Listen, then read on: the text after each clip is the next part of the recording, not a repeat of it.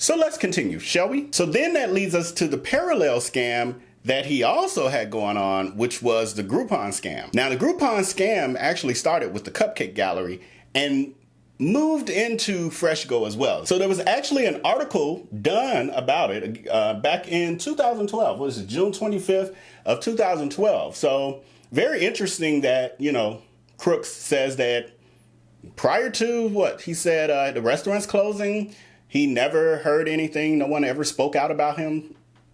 This is 2012, but he did forget that this existed, this whole business. I wonder why. It's very, very convenient to forget this big of a scam. Yeah, it's very convenient. So, okay, so this also then leads into damage control. So this is what Darius does. We can see it in the upcoming stories I'll have of the other businesses and the other scams. So this here is an example of one of his first attempts at damage control when the heat got on him, when he effed up in epic proportion and people started to come down on him.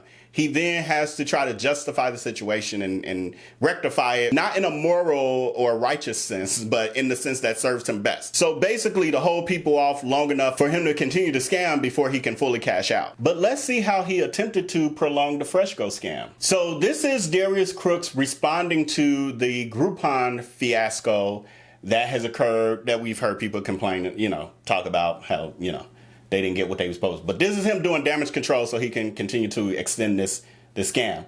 So I'm just going to jump down to the part where it says, we realize what an inconvenience this has been for some of our current and potential customers. An inconvenience is the last headache we want to cause. We pride ourselves on simple, straightforward business model that has given us the success that we have achieved and that has catapulted us into focusing on more growth strategies and grocery savings for you in 2012. So what I find interesting in this that just stuck out was him saying we pride ourselves on a simple, straightforward business model. This is very similar to his indoctrination that he uses now with his D-wives, where he completely always claims, yeah, because see, we straightforward over here. We're transparent. You know, we just let it all out over here. You know, we share everything over here. Lies, lies from the pit of hell. But so again, that's part of his way to draw people in, is to say, hey, look, I'm being straightforward with you. I'm hiding nothing. I'm like your best friend.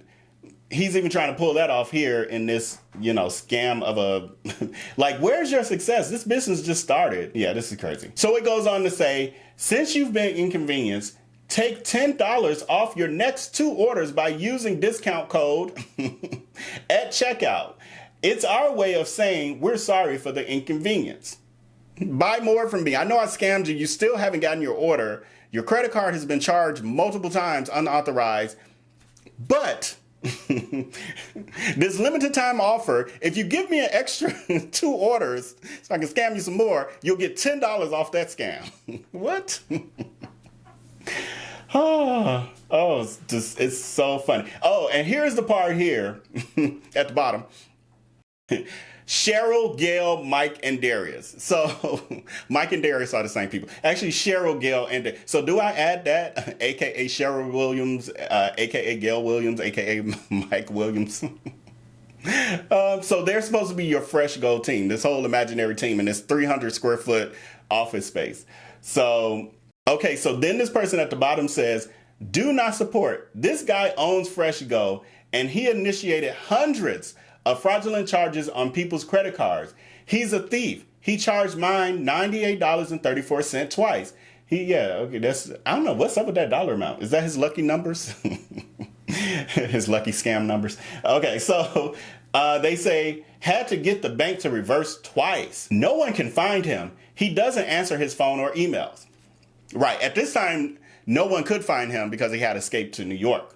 And then, you know, he popped back up trying to reinvent himself. Okay, so now we're on to the Great Escape to New York. Let's see what happens there. What do I have here? So it looks like we have here another account from another victim. I hate to use that word, but it seems like the only word that really makes people understand what's happening. So this person says, thank you for taking the time to reach out to me. Unfortunately, I posted my fake email address to Twitter to avoid unwanted messages to my real account. I apologize for my delayed response. I do appreciate you trying to help me in this matter. And as you can probably see from my probably insane sounding Twitter rants, I'm upset that I was taken advantage of and that someone was able to defraud 250 people. It's upsetting to me that I just see that, and I want to be sure this person won't do business again and feel that it's necessary to have a judgment against him to ensure that. I have also been contacted by several people, friends of his, I guess, saying that he left town. This only makes me feel like he had planned this fraud all along and had planned to cut and run. At this point, he deletes his Facebook, his Twitter, his FreshGo website, changed his number and possibly his address if he really has left town. He had really left town. And now I'm interested to know which friends told this person. I don't know who this person is. At least I don't think I know who this person is. So it would be interesting. But this is true. He did leave town and we didn't know. It says, any information you can provide me about contacting him to enable me to serve him with a court summons would be much appreciated, and discretion is always promised. I hope my actions, bashing Darius on Twitter, has not adversely affected you in any way. So this is from an anonymous victim of FreshGo. And interesting, because I hadn't read this this particular whole thing. I just knew what the receipt was for, so I added it into this video. But this speaks to some of the rebuttal that we hear of, why don't y'all sue, or him even sue me or shut up. Here's why people won't shut up, because they haven't been able to sue you because they can't find you. Now, what has happened with this particular situation, I'm thinking the statute of limitation, but I'm no attorney, I don't know. Which is why when people knew where he lived, his actual address and business address and everything else, that he wasn't served for this particular thing. It is not like no one has sued Darius or attempted to sue him. It is not like people have not ever tried to come up with a class action lawsuit. People still working on stuff. It's not that at all. It's that he's a snake and he slithers his way through all of this and then portrays it like they're just talking. No one is actually taking action. No, you're a slick con artist, and that's how it's prolonged the inevitable, because it's going to happen. It's going to happen. So much is going to happen.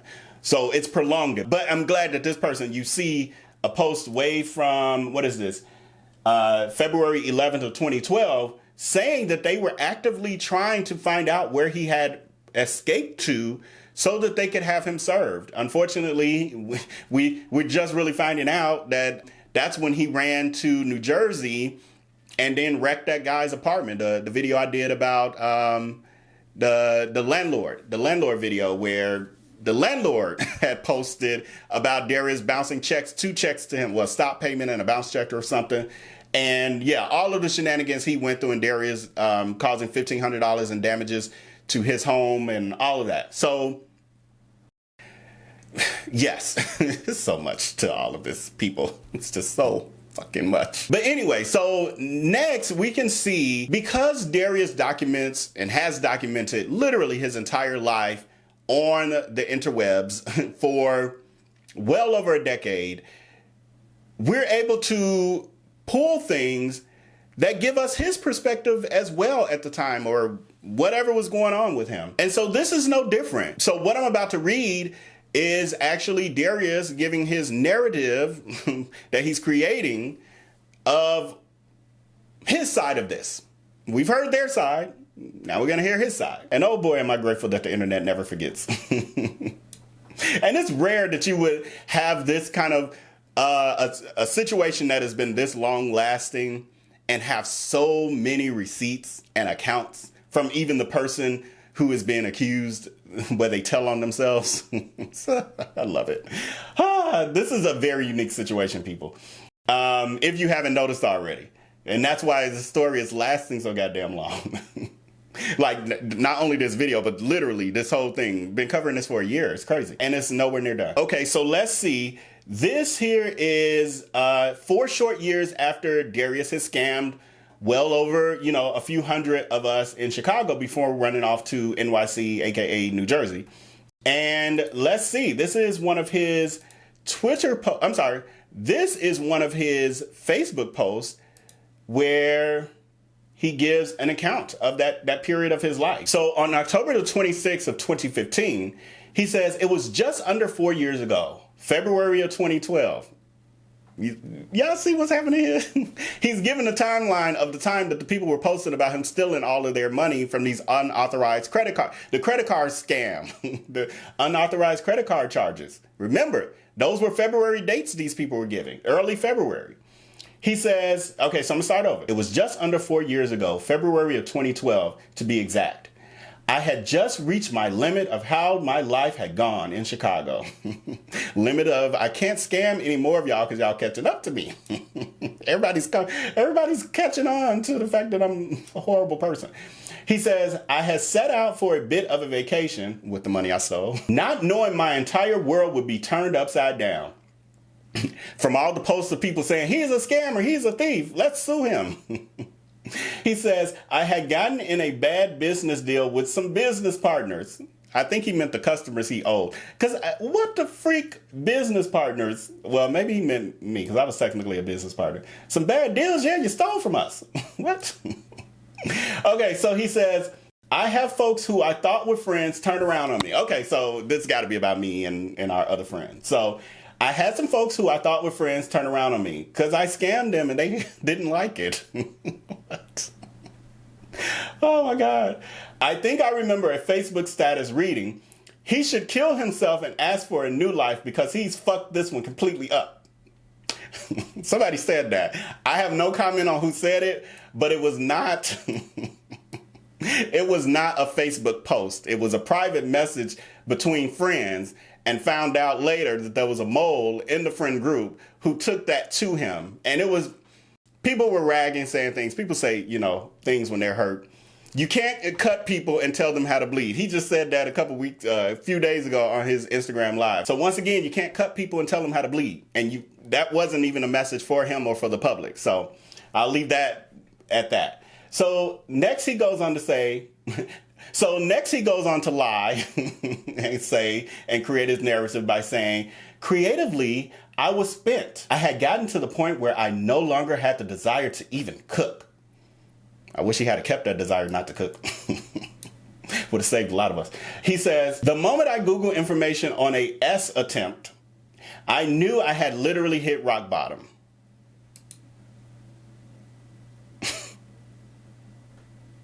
I'm just going to continue to read. Sitting in a hotel room on McCarter Highway in Newark, New Jersey, I had nothing left. I guess he had spent all the money he stole, but he stole thousands, tens of thousands. So, and maybe he ran through it real quick. But you know, God will shift stolen money as wheat. It's in the Bible. So anyway, he goes on to say, I had always had answers. Yes, because he's a know-it-all. I had always had a plan. I was never roaming aimlessly. At this point, everything was empty. I had nothing left, including his soul.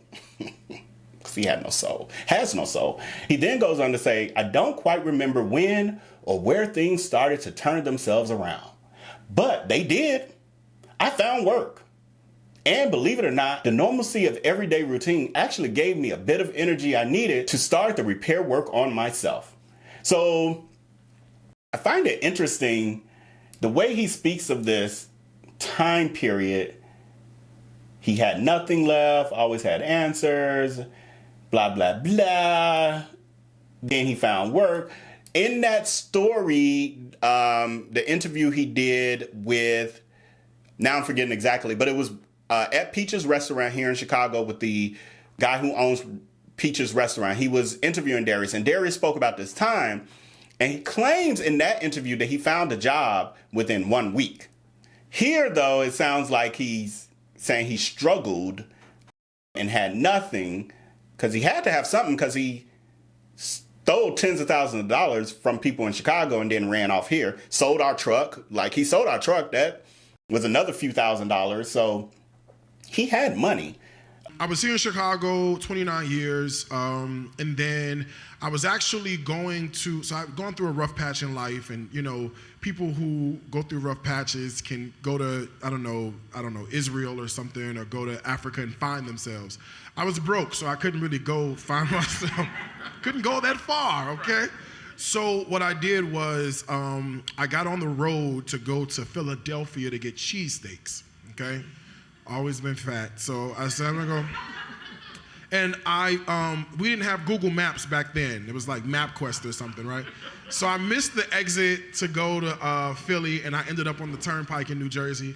I was like, oh, okay, I guess I'll go to New York. Why not? So I'm in New York for a while. It felt like home at the moment, so I ended up staying in New York. I don't advise anyone ever do this, but I stayed in New York. I found a job in like 4 days. It's that West Side mentality. Hustling. You gotta hustle. But, what am I doing? What am I doing? This is all made up. I'm trying to legitimately make sense of something that's a fucking lie. What am I doing? I forgot whose post I was reading. Forgive me, people. So let's get back into it. So now I'm in the right frame of mind to read this. Comprehend the foolishness that is this. So, okay, where did I leave off? Okay, I needed to start to repair, work on myself, blah, blah, blah. So then he says, I started making friends and eventually worked through the pain. Pain of scamming people. Because remember, he becomes the victim. Anytime he harms people, that's his, MO, is that he flips the narrative. How dare you come after me for harming you? You're mean to me. You're hurting me. Look at the pain that I'm in. That's a bull crap that he pulls. You're seeing it here in writing. He started to make friends. Got some stories about that too. The harm he caused those people. Then he goes on to say, that was important. I'm a firm believer that it is totally okay to get injured, but rehabilitation happens best when one works through the pain to reach their healing. It was time to give my beliefs a soul. Oh, see, he's admitting he didn't have a soul prior to. He still doesn't, but he's admitting he didn't have a soul at some point. He was trying to get one. He still never got it, obviously. So he says, and watch them grow and thrive in every area of my life. So this was captioned as usual, he fakes a mental health crisis back in 2012 when the scams all came crashing down. It's his MO, one trick pony. Never changes. The story never, ever changes. So I'm hoping sharing this story, albeit, from years ago, is helpful in helping many of you to be able to wrap your mind around what Darius was and what he is still capable of and doing today, although it's disguised as something totally different. So with that, that brings this episode of Scams of Our Lives to an end, because it's like a soap opera, Scam of Our Lives. And so with that, if you've made it to this point in the video, please hit that like button below to help us grow, to help spread the word on this foolishness, to protect more people, to protect people. And also, if you are new to this channel or returning and you have not subscribed as of yet, this would be a great time to hit that subscribe button below to show your support and help us grow. So with that, there are definitely more to come. I'm trying to get on a routine, a schedule with these videos, and the VIP community is familiar with my upcoming plan for a schedule. So if you want to join the VIP community for updates on that and many other things, and what's happening behind the scenes with me, with the channel, etc., feel free to just text the number on your screen and just say, hey, Vell, and that makes you a part of our VIP community. And I got a pretty good announcement coming up soon for them that, it's different. So with that, until next time, until I upload the next video, make sure to take care and be blessed. Peace.